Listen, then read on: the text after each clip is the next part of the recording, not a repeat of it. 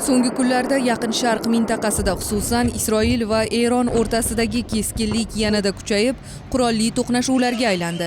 Bu esa nafaqat mintaqada, balki butun dunyo hamjamiyatida jiddiy xavotir uyg'otmoqda. O'zbekiston Tashqi ishlar vazirligi tomonidan ushbu qurolli to'qnashuvlar yuzasidan mamlakatimiz fuqarolariga murojaat e'lon qilindi.